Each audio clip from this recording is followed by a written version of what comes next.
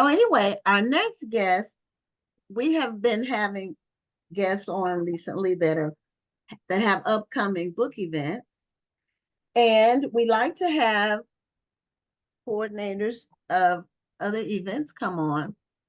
The National Black Book Festival, of course, sponsors this show, and our event is in October. But there are a lot of events that go on throughout the year. Not everybody's going to come to Houston to our event. And so we want you to support the other events that are going on in other parts of the country. So tonight we have Monica Brite, who is the director or coordinator or founder or whatever of the San Antonio African American Book Festival. So welcome, Monica, to Black Authors Matter TV. Hello, Gwen. I am glad to be here. Well, we are glad to. Yeah, and Hi, Dr. Lawson. Hello.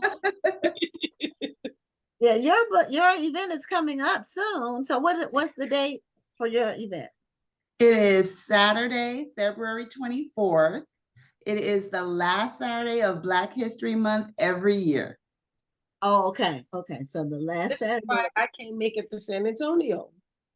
Rhonda has an event that same weekend in the DMV. Oh man. That's okay though. That's okay. Yeah, because not everybody can't make it to one place. You know, we have to give people options and choices. Yes. You know, maybe somebody in Texas can't make it all the way up here to the DMV, so they can swing right over to San Antonio. Maybe folks in the DMV can't make it down to San Antonio, so they can swing over to me. Yes, we had an author from DMV last year, and I cannot remember which author it was. I'm so sorry, but yes, I was really excited to see authors from different states coming all the way down to San Antonio. So what is your theme of your event, or what is your event structure? How is it set up? So the official theme is a community that reads together, succeeds together. Okay. The somewhat unofficial theme is unapologetically yours. This book festival is absolutely for African-American authors to share their narratives with different readers, different levels of readers, people who may just be thinking about reading or people who read as a hobby. So my goal is to promote as many African-American authors as possible. Wonderful. Okay. Now, did you tell me that you had come to the National Black Book Festival? Yes, Gwen. When I walked in that venue, because I've seen the videos, I've seen the pictures, but it's different when you are there in person. I walked in and I just had to stop and catch my breath. I had tears in my eyes just to see that many Black people in one place to promote Black literacy. Like, it was really overwhelming. I just had to just collect myself. I was like, come on, Monica, don't cry, don't cry. Don't let these folks see you walk in here and start crying. But it was amazing, amazing. Yeah, well, and people do say that when they walk in, they say, oh my God, it's because a lot of people just don't realize how many Black people are writing books. Yes. Only a handful, the handful that they hear about, they have no idea of the magnitude. And we normally get 120. It varies. You know, we have to cut it off. That's our challenge is we sell out by early August because we just can't take any more people. So that's 110 in there. That's kind of where I'm at this year. Oh, well, that's great. That's great. And I'm so excited that so many authors submitted their application to participate. San Antonio is probably not one of those cities you think of when you think about Black people. In Texas, you think that's Houston, true. You think, you know, the Dallas-Fort Worth area. Very few people think about San Antonio. We're a pretty small percentage of the population here. I think we're maybe 7-8%, and it's been that way for decades, you know. I was born in San Antonio. What, I really? was born at Fort Sam Houston. My dad was in the military. Oh, Fun fact, They didn't stay there. my sister was born in San Antonio, and my daughter was born in Killeen. San Antonio's in the house today. Yeah, yeah. My parents didn't stay in a limited time. I think I was 2 months old when they left. But Yeah, then I ended up back in Texas, which was not on my radar, really. originally. I had no thoughts or plans to. Texas was not on my list of places to go.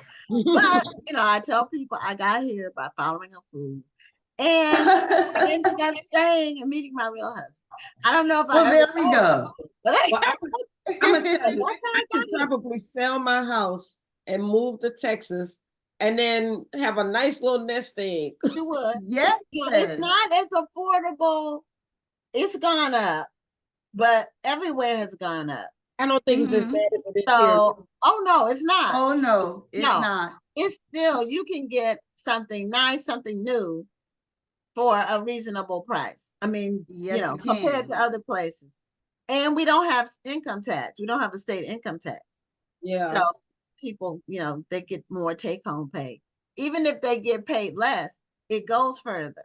So, Yeah. um, you know, Texas has more Black people than any other state. Did you know Yep. that? I was just about, I know. Yes. I You brag know- about that all the time because people think it's, Atlanta or Yeah, they Mississippi or do. Or Louisiana. New York. No, Texas no, no, has no. It's the Texas. largest number of Black people in all of America. That's right. It's in Texas. So Yep. Texas is where it's at, and Yes, it is. you get if you want to be in a like around people like busy in the city, you have that option. Mhm. But if you want to be out in the woods, you got lots of places Yes. that you can be in the state. You can have whatever environment you want. You sure can. That's what I mean. And the weather's pretty good, although Texas is big, so we got weather all the different types Yes. of weather patterns because the state's so big. But here we have mild winters in Houston, but our summers are brutal. Oh, yes. I lived in Houston for a while. Ah. That humidity is something else. You walk outside and you start sweating within 1 or 2 minutes. So that's why we go straight to the car with the air. We stay in AC. It's perpetual. Yes. So now in San Antonio, how are you received? How do you promote your event? Mostly social media. Of course, that's big right now. So you're able to reach a larger audience using social media, people that you know, and then the people they know, and the people that they know that they know. So that's one big way. We do get quite a bit of media attention because, of course, it's a Black History Month event. Even though San Antonio's Black population is smaller than, say, Houston or the Dallas-Fort Worth area, I like to say we're small but mighty. A lot of people don't know that San Antonio was one of the first major cities to desegregate their lunch counters. Really? Yes, a lot of firsts happened in San Antonio because, we kind of bout it down here. You're not going to play with our rights. We celebrate Black History Month very heavily, Juneteenth very heavily. We have a very strong and thriving Black community. A lot is through word of mouth. Okay. Because the population's so small, because also San Antonio is still one of the most racially segregated cities as far as where people live. So, for instance, the book festival is held on the east side of San Antonio. The largest percentage of Black people in the city live east and northeast. So we tend to all know each other. So it helps when you're trying to spread the word about something because people are so interconnected, different organizations, different schools, things like that. So that really does help.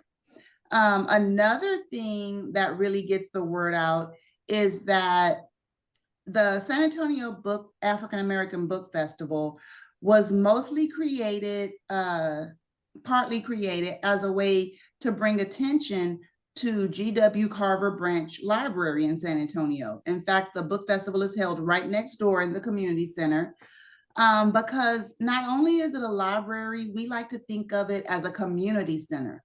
You go to Carver Library on Saturday and you will see, I call it who's who in Black San Antonio. You will see, you know, our council person, you will see our county commissioner, you'll see members of all the organizations that are making progress in the city, from younger in the 20s to people 70s and 80s, you know, everybody who's pretty much doing something in Black San Antonio at some point is going to come to Carver Library. So by bringing attention to this historic library, it also kind of promotes Black literacy. You know, it's very family oriented. Bring your kids, they have story time.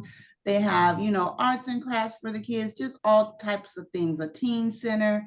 So it's a way to bring the community into the library. I like that. I like that. As a means to promote literacy, because that's really important in the Black community. We are undereducated, and that causes a lot of times just a curse as far as generational wealth goes, because that definitely has a direct effect on your success, on your salary, on your health, on your longevity. So many different factors are so much involved with literacy that if you can't read and comprehend well, it's really going to affect your whole life, your actual quality of life. Are you a native of San Antonio? Yes, ma'am, born and raised. Oh, okay. Well, I wanted to ask, do you know, I'm not familiar, I'm not sure the name of the church, but it was Reverend Rector. I know that name. I went to school with one of his grandchildren. I'm not sure what church it is. San Antonio.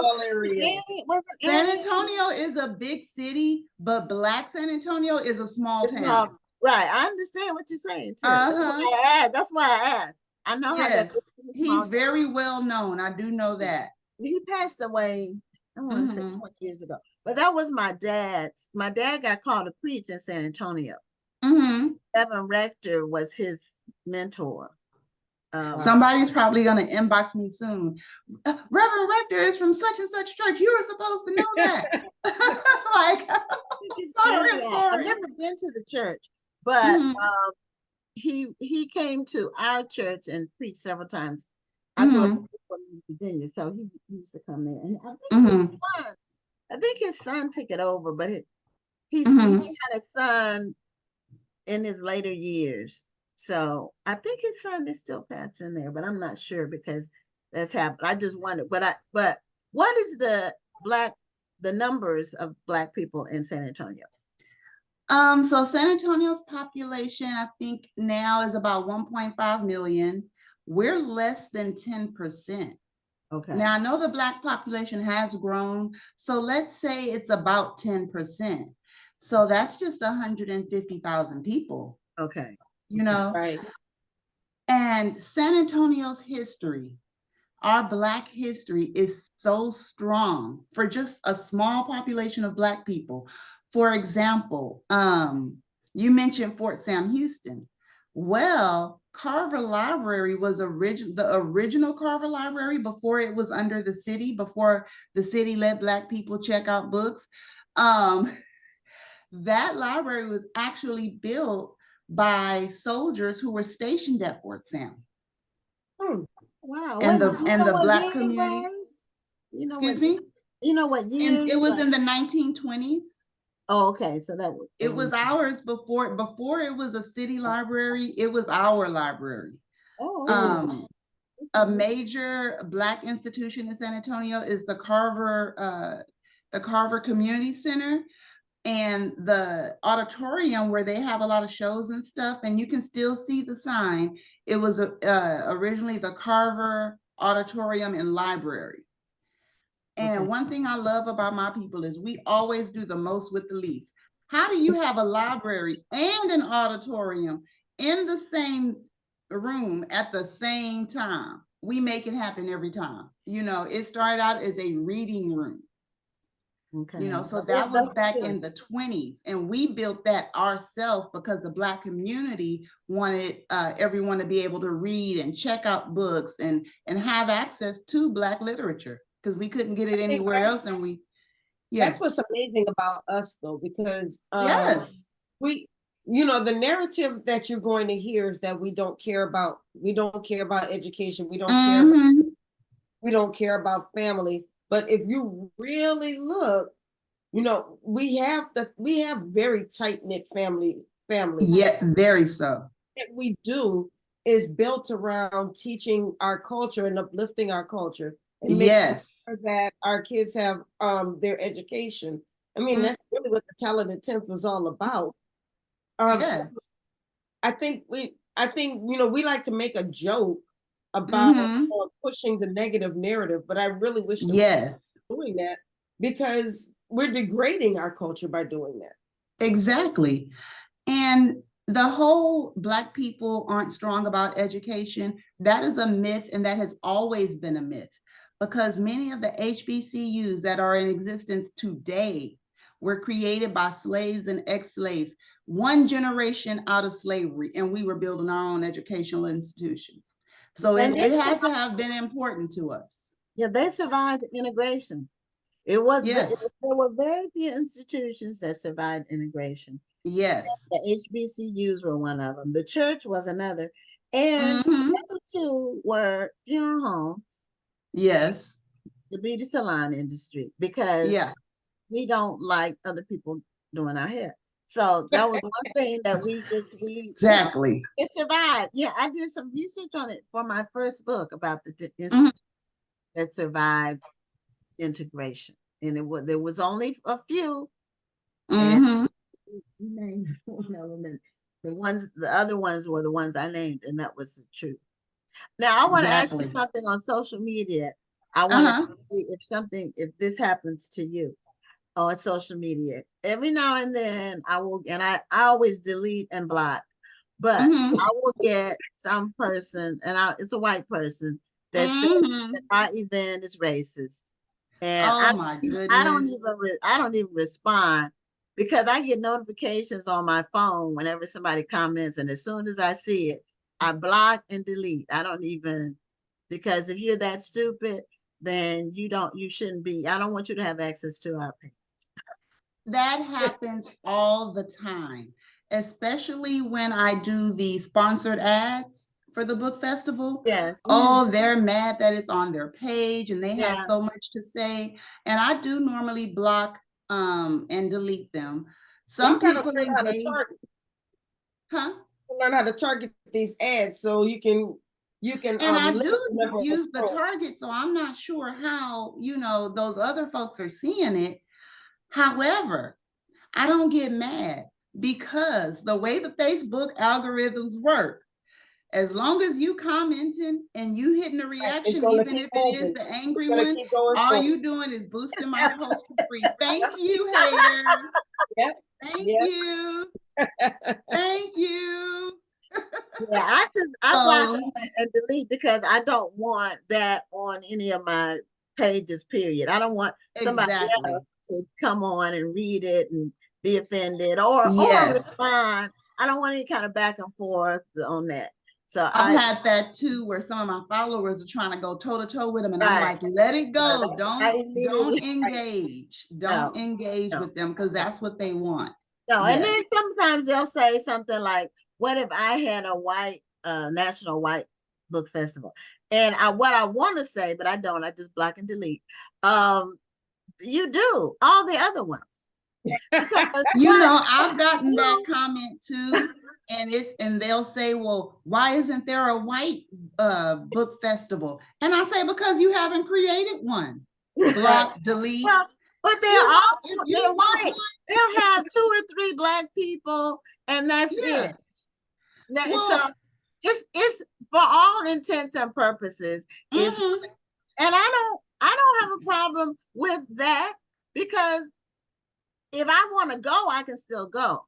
Yes. But I don't need to be at your event. I can make my own. So Exactly. just go somewhere and sit down. Leave You us alone. know, I just laughed at them. I tell them, create one. Create a white book festival. Do it. If y'all don't stop letting all your frustrations out on this show right now. Yeah, but it does happen when you do sponsored ads. And I Yes. talk to mine too. And you know, we have almost 100,000 followers. So Yes. our stuff gets out there, I guess, but it's only supposed to go to friends, fans, and friends of fans. So Yes. some of my fans, I guess, they're cooked up with these people, and they see, and they're so offended. Okay, I'm going back to my backlist. You know, they're so offended. I'm like, why? And here's something else I want to say, but I don't engage in.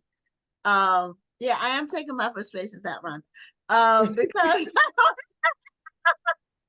if you're not offended by St. Patrick's Day or Cinco de Mayo, these are cultural events. I'm not offended by St. Patrick's Day. It's not my holiday. But if they want to celebrate it, more power to them. Then, you know, leave us alone and let us have our own stuff. Yeah.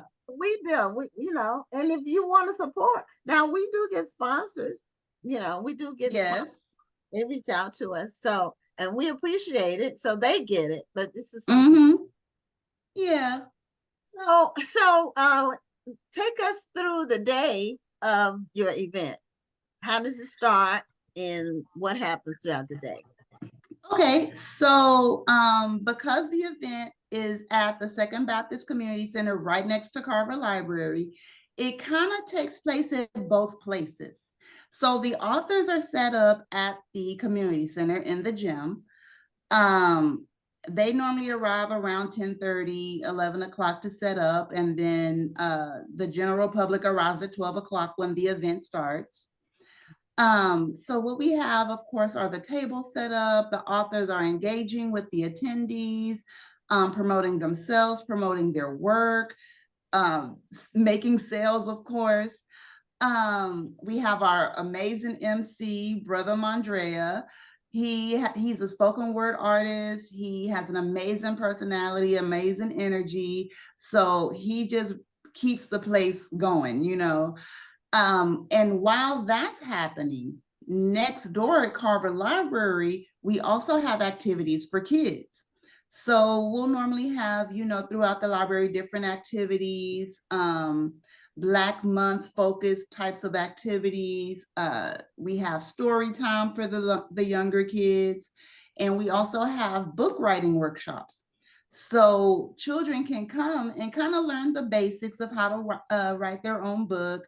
We give them, you know, a notebook or a little blank book so that they can start creating their own narratives. And we don't really push, you know, everything has to be spelled right or, you know, a lot of structure. We want them to be as creative as possible. They can write about whatever they want, you know, that way we can get them writing and reading. The children are excited to have their own books. You know, they want to show mom and dad, they want us to read it. And we like that they get excited over learning, because as long as they're excited about learning, they'll have that motivation to keep doing it throughout their lifetime. Right. We also normally have one or multiple keynote authors. These are different authors that we select to speak on different, maybe Black history type conversations, other things that are directly affected by or that affect the Black community, especially in San Antonio. We have food vendors. We'll normally have food trucks outside. One thing that we do is we always invite OBU, which is the Organization of Black Unity. We invite them to be food vendors. They don't have to pay a fee, so that they can raise funds for their organization. And these folks are amazing. They have a school. They are teaching children. They're teaching children algebra in like second grade.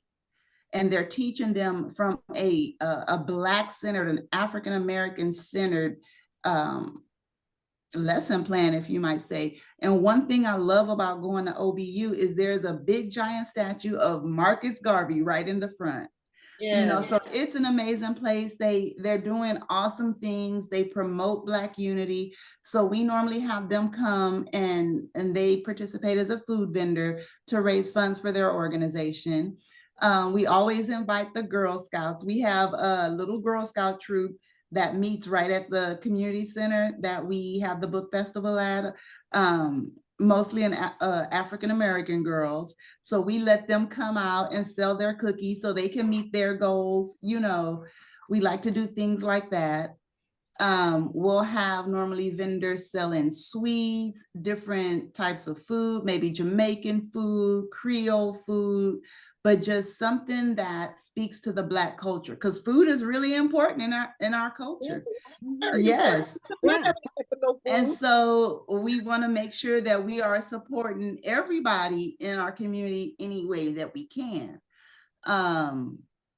We normally let the authors, we kind of go around on Facebook Live, let the authors introduce themselves because we want to promote them as much as we can.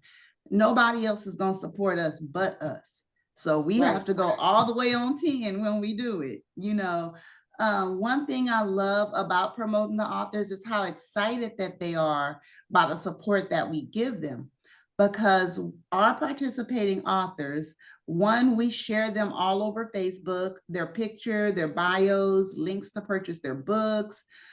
We share them on our website. We list all the authors, and again, there's their links. You can shop with them.